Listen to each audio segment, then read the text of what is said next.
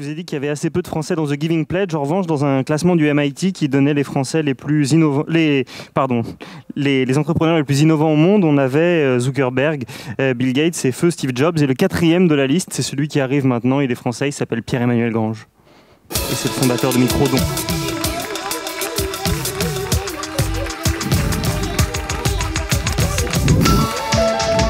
Bonjour à tous. Tu nous emmènes au Mexique alors hein? Ouais. Allez. Bonjour à tous. La comparaison est légèrement exagérée. Donc je m'appelle Pierre-Emmanuel Grange, je suis le fondateur de Microdon. Alors moi je voudrais vous poser d'abord une question. Je voudrais savoir si vous aimez Gad Elmaleh. Oui, moi j'aime bien Gad Elmaleh. Ce que j'adore chez Gad Elmaleh, c'est la capacité qu'il a à identifier chez nous des tocs collectifs, ce qu'on appelle des tocs collectifs. Vous savez, c'est par exemple, on marche sur le trottoir, il y a des grands pavés, il y a des traits et on évite de marcher sur les traits. Il y a un toc collectif qu'il a bien identifié, c'est celui qu'on a et je suis sûr que vous l'avez, je ne vais pas refaire le sketch, hein, je n'arriverai pas à le faire comme lui. C'est cette petite coupelle qu'on a tous à l'entrée de nos maisons où voilà, on vide nos poches, on appelle ça un vide-poche, on a nos boutons, on a nos piles et on a toutes nos petites pièces de centimes. Voilà, on se débarrasse de nos pièces de centimes. Et c'est de ces pièces de centimes dont je veux vous parler un peu aujourd'hui. Ces pièces de centimes, voilà, on se pose régulièrement la question de leur utilité. Il y a des pays en Europe qui ne battent pas cette monnaie, les pièces de 1 à 2 centimes, elles ne le battent pas. Il y a un rapport du Sénat qui est sorti il y a 4-5 ans et qui établit que ces pièces de 1 et 2 centimes, elles ont une valeur faciale qui est moindre que leur coût réel, ramené ramené à la pièce. Voilà, ces pièces, je ne sais pas ce que vous en faites, peut-être que vous les jetez dans des fontaines pour des vœux, peut-être que vous les mettez dans vos vides-poches. On peut peut-être se poser la question d'une plus grande utilité de ces pièces. Je voudrais parler maintenant d'un autre toc collectif qu'on a, et ne me dites pas que vous ne l'avez pas. C'est quand vous faites votre plein d'essence, quand vous arrivez à la pompe, quand vous remplissez votre d'essence, comment ça s'appelle, le réservoir, pardon. Quand vous arrivez aux 90 centimes, vous ralentissez. 90, 91, 12, 13, clic, clic, 17, 18, clic, clic. Alors attendez, hop. Ah non, excusez-moi. 17, 18, 19, clic, clic, 00. On vise le 00. Il y a un côté un peu ludique, on veut des sommes rondes, on aime bien les sommes rondes. Ne me dites pas que c'est pas vrai, on allait voir le pompiste, il y a 8 personnes sur 10 qui cherchent à avoir l'arrondi. C'est quand même bizarre, on paye par carte bleue, on ne sait pas pourquoi, mais bon, voilà, on vise ce 0,0. C'est intéressant. Ce qui serait intéressant, c'est peut-être d'imaginer qu'on puisse concilier ces deux idées et de rendre ces centimes utiles, d'avoir des centimes sociaux, d'avoir un arrondi solidaire. Et cette idée, elle existe largement à l'étranger. Elle existe en Amérique du Sud, elle existe au Mexique, elle existe maintenant en Europe. Et nous, on l'a découverte. Au Mexique. À l'époque, je travaillais pour un gros groupe américain, General Electric. Je faisais chez eux ce qu'on appelle un programme pour jeunes diplômés. C'est un programme qui dure 2 ans. Tous les 6 mois, je changeais de mission, je changeais de projet. Et j'ai eu l'immense chance et la grande opportunité d'être envoyé au Mexique. Et pour moi, c'était un grand challenge. J'avais fait allemand dans ma scolarité. Et à l'époque, je savais dire que 3 mots. 3 mots d'espagnol. Si, cerveza y un beso. Oui, une bière et un baiser. Donc vraiment les bases. Forcément, j'appréhendais toutes les situations où j'allais avoir à parler espagnol. Et il y en a une à laquelle je ne pouvais échapper, c'était celle chaque semaine de faire mes courses dans le supermarché. La première fois que je me retrouve devant l'agent de caisse du supermarché, elle me pose une question. Je me dis que je ne vais pas lui demander une bière, c'est pas l'endroit. Le baiser, c'est peut-être un peu olé olé. J'opte pour le si, qui me paraît la réponse la plus conventionnelle. Je dis si de mon plus bel accent, et ça me coûte plus cher.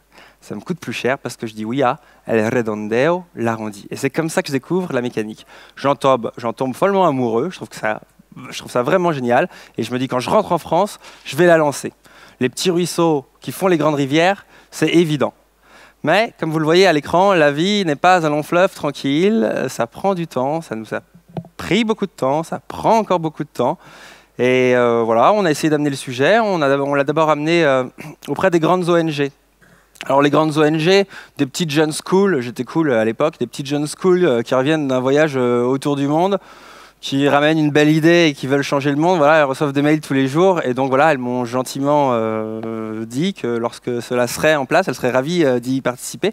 Donc j'étais un peu déçu et j'en ai pris un peu pour mon ego. Et je me suis dit, bon, bah voilà, il va falloir que je travaille et je vais peut-être faire un pilote. Donc je vais essayer de lancer ce dispositif. Mettre en place l'arrondi à la caisse de la grande distrib, voilà, c'est pas tout de suite évident. On rencontre pas Michel Edouard ou Vianney M comme ça. Voilà, ça va prendre un peu de temps. Donc, je vais commencer par un pilote. Et on a commencé par un pilote avec la carte microdon. C'est un petit flyer papier qui est doté d'un code barre. Et ce flyer, comme n'importe quel article, vous le passez en caisse pour faire un don de 2 € ou plus pour une association. Donc ça a été un premier pilote. Et donc voilà, on a voulu avancer et je me suis dit bah, comment est-ce que je pourrais lancer ça? Qu'est-ce qui pourrait nous aider sur le sujet? Donc je me suis intéressé un petit peu au secteur et j'ai découvert la microfinance. J'ai découvert le microcrédit à travers un article dans le Nouvel Observateur d'un monsieur qui s'appelle Jacques Attali. Et je me suis dit, c'est intéressant, il y a une philosophie commune, c'est avec des petites choses qu'on fait des grandes choses. Peut-être que notre idée peut l'intéresser. Donc je lui envoie un mail. Il me répond, donc déjà le petit jeune homme de 25 ans que j'étais à l'époque était content, Jacques Attali m'a répondu.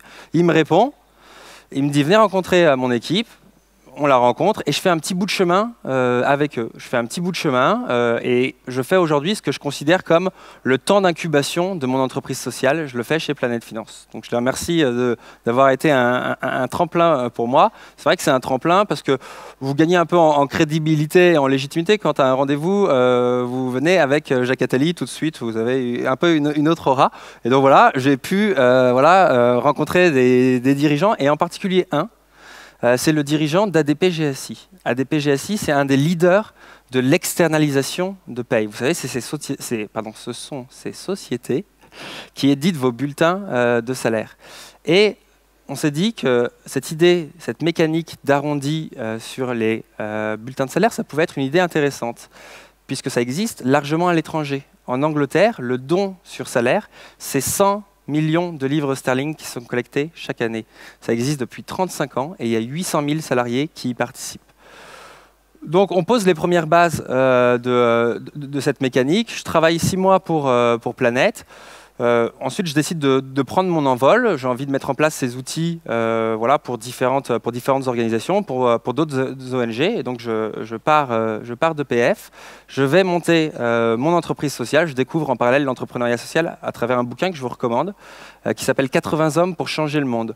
Et donc, ce sont 2 étudiants qui vont à la rencontre des 80 entrepreneurs à l'époque qui changent les choses. C'est vraiment intéressant. Et moi, ça m'a vraiment donné cette idée de se dire, bon, sur le fond, je sais ce que je veux faire, je veux mettre en place ce type de dynamique. Sur la forme et en cohérence, j'ai envie de monter une entreprise qui est un peu atypique, une entreprise différente, une entreprise sociale.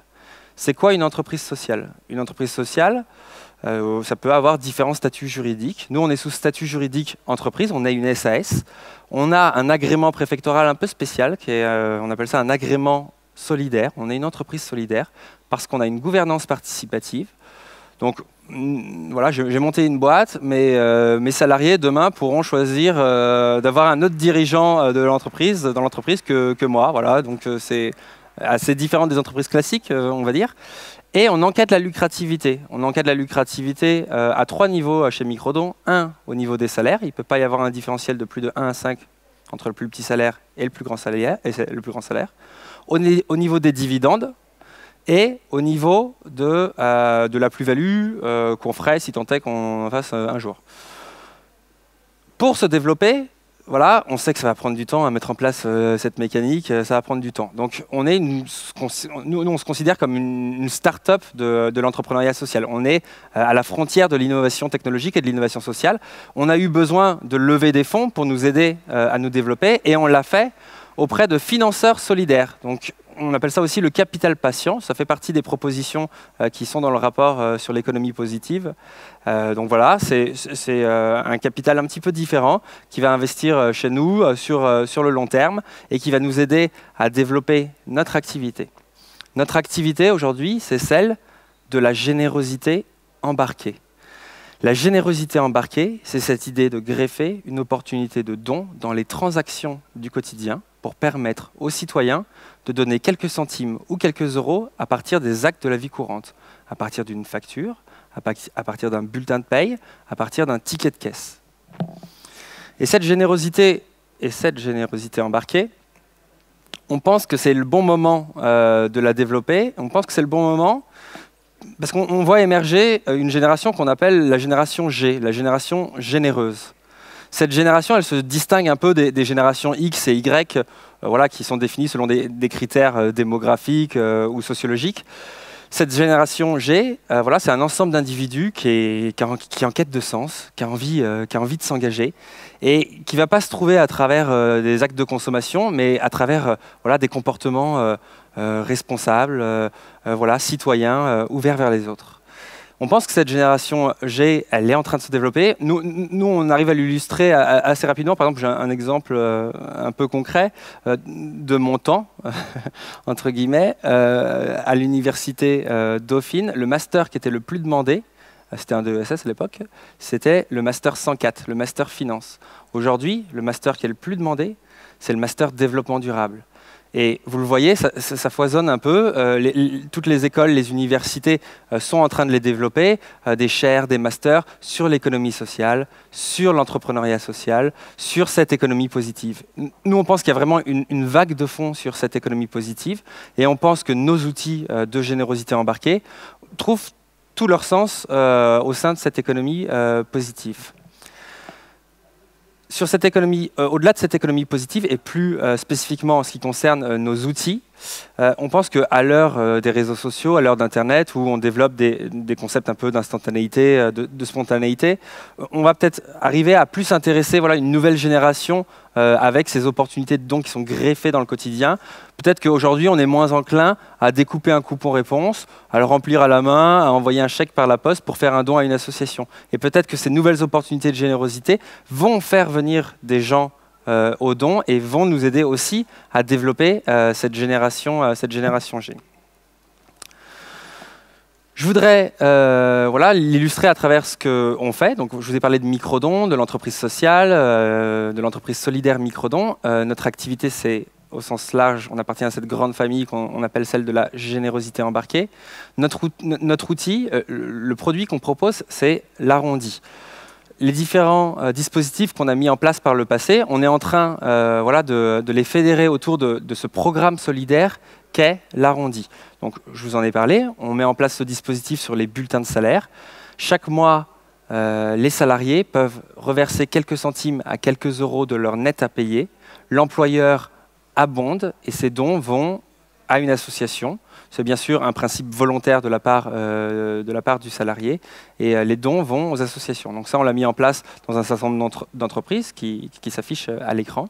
Cette mécanique d'arrondi, on est également en train de la mettre en place dans la distribution. Et là, on en revient au rêve mexicain. On vient de le lancer, vous en avez peut-être entendu, on a eu un petit peu de presse récemment. On a eu Benoît Hamon qui a fait le premier arrondi officiel. On vient de signer une première enseigne de distribution. On est en discussion avec d'autres. Et voilà, bientôt, vous pourrez, on l'espère, dans votre supermarché, demander l'arrondi à la caisse de votre supermarché. On va s'étendre, on va le faire également sur d'autres supports. On va l'annoncer le 30 octobre, on fait le lancement officiel de l'arrondi. On est également en train de le développer sur les transactions en ligne et, au-delà des transactions en ligne, sur les relevés bancaires mensuels. Donc vraiment, l'idée de l'arrondi, c'est quelques centimes à quelques euros, une opportunité de générosité dans votre quotidien. Microdon, donc je l'ai dit, est une entreprise sociale. On a un modèle économique. Aujourd'hui, on est encore une start-up. On vit encore pour partie sur la levée de fonds solidaires qu'on a effectuée l'année dernière. Mais voilà, le modèle économique s'affirme. On est en train de vendre nos solutions aux entreprises. Et voilà comment cela fonctionne. Aujourd'hui, on propose aux entreprises ce qu'on appelle une licence solidaire. Les entreprises, pour avoir accès à ce dispositif, pour rentrer dans le programme l'arrondi, vont s'acquitter voilà, d'un droit annuel pour adhérer à cette licence. Et en fonction de différents critères, leur chiffre d'affaires, le nombre de magasins, le nombre de salariés, etc., voilà, le montant sera différent. Ces organisations, ces entreprises, on va les accompagner sur 3 volets. Un, la maîtrise d'un contexte juridique, fiscal et comptable voilà, qu'on a développé. 2, une expertise technique. À la base, moi je suis un geek, j'ai travaillé 10 ans dans l'informatique bancaire, et donc on s'est parlé avec les informaticiens pour mettre en place ce type de dispositif, embarquer ce type de dispositif dans les systèmes d'information des entreprises. Et 3, troisième volet, on va accompagner les entreprises sur un volet communication, sur un volet animation, sur un volet déploiement, mobilisation des associations pour faire parler de la mécanique, pour parler de l'arrondi. Je voudrais l'illustrer concrètement et en arriver doucement à l'impact social de Microdon à travers un exemple concret qui est celui de l'arrondi à la caisse des supermarchés. Toujours cette histoire mexicaine. L'arrondi à la caisse des supermarchés, vous faites vos courses, vous en avez pour 40,37 €. Vous arrivez au niveau de la caisse, et au niveau de la caisse, vous avez un petit présentoir, un rappel de PLV, qui vous indique que vous pouvez demander l'arrondi à la caisse. C'est vous, le client, qui demandez l'arrondi. Donc il n'y a pas de sursollicitation de la clientèle, et ni de gêne. C'est à vous de le demander, c'est vous qui le demandez. Et évidemment, 1 à 2 fois dans l'année, on va avoir des périodes d'animation où des bénévoles vont être en magasin pour faire connaître le dispositif. Il faut bien que ça se sache. Tout le monde ne sait pas ce qu'est l'arrondi et ne va pas le demander automatiquement. Ce dispositif d'arrondi a pour objectif, il est totalement embarqué dans le système d'encaissement. Donc on a développé avec le distributeur un petit logiciel, un petit bouton qui vous permet de faire l'arrondi. Et donc l'agent de caisse n'a qu'à appuyer sur le bouton pour que l'arrondi s'opère. Ensuite, il y a un traitement comptable et fiscal qui se fait, qui isole ces dons et qui sont remontés. On a un fonds de dotation, on a monté un fonds de dotation qui s'appelle le Réflexe Solidaire, un fonds de dotation qui va s'assurer de la collecte, de la bonne redistribution de ces dons. 100% des dons sont reversés aux associations et permettent d'avoir un impact de proximité. L'idée, c'est que votre arrondi en caisse va venir servir sur votre territoire. Et les 2 premières organisations avec lesquelles on travaille, ce sont les antennes locales de la Croix-Rouge et du Secours populaire français. Donc vous demandez à la caisse votre arrondi et les dons vont aux antennes locales de la Croix-Rouge et du Secours populaire. L'impact social de ces opérations. Il est évident, on l'entend dans le nom Microdon, on a beaucoup parlé de dons, c'est le don. En effet, on va permettre de collecter des sommes. Si on se projette un petit peu, nous on part sur des hypothèses assez basses aujourd'hui, puisque c'est le client qui demande l'arrondi. Donc 1 à 2% de participation des clients sur plusieurs centaines de millions de transactions que pourraient représenter les transactions de différents distributeurs dans la distribution spécialisée et alimentaire, ça permettrait de récolter chaque année plus de 5 millions d'euros. Donc voilà, ça commence à devenir des sommes conséquentes et on pourrait rentrer dans les grandes campagnes de générosité française. Les autres impacts sociaux, il y en a 2 autres. Le deuxième, c'est que ça permet de donner de la visibilité aux associations. Le supermarché, ça peut peut-être être pour vous ou pour d'autres un peu triste à dire, mais c'est un peu le cœur de la cité. C'est l'endroit où sur un territoire, il y a le plus de passages. Donc c'est une belle opportunité de visibilité qui est donnée aux associations que de pouvoir présenter leurs actions dans les supermarchés. Et on en vient au 3e impact, c'est l'opportunité de faire des rencontres, de créer du lien, de recréer du lien en local. Et donc nous, on a vu des associations sur des opérations qu'on a pu effectuer, recruter des nouveaux bénévoles, recruter des nouveaux membres, des nouveaux donateurs. Voilà, récemment, on a fait une opération dans le 14e à Paris. On a une association Yachad qui s'occupe de femmes en difficulté, de familles monoparentales. L'association a récolté plus de 1 000 € le temps d'un week-end. Elle a une belle visibilité. Elle a recruté une nouvelle bénévole qui est une avocate qui maintenant l'accompagne dans toutes ses démarches. Et la directrice du magasin a flashé sur l'association et maintenant elle a fait revenir pour des collectes alimentaires. Donc voilà, véritablement, au-delà du don, c'est aussi ça, c'est de développer les autres impacts sociaux que peuvent engendrer ce type d'opération. Donc voilà pour l'arrondi. Donc, si cette idée de cette idée d'arrondi vous intéresse, si vous vous associez à cette idée d'avoir cette génération G, voilà, on vous invite à rejoindre une communauté qu'on est en train de développer, qui est la communauté des agents 00. Les agents 00, les agents 00 de l'arrondi, bien évidemment. Et voilà, c'est tout simple, il suffit d'un petit tweet, d'un petit Facebook, il suffit d'en parler. Si vous avez le 06 de Michel-Édouard, vous pouvez nous le donner, on serait ravis de le rencontrer pour mettre en place ce type d'outils voilà, dans notre quotidien. Si vous voulez parler également d'entrepreneuriat social, de levée de fonds solidaire, on serait ravis d'en discuter avec vous. On est là sur les 3 jours, donc n'hésitez pas à venir nous en parler. Mais pour parler d'entrepreneuriat social, il y en a un qui le fera bien mieux que moi, c'est Jean-Marc Borrello qui me suit. Merci beaucoup.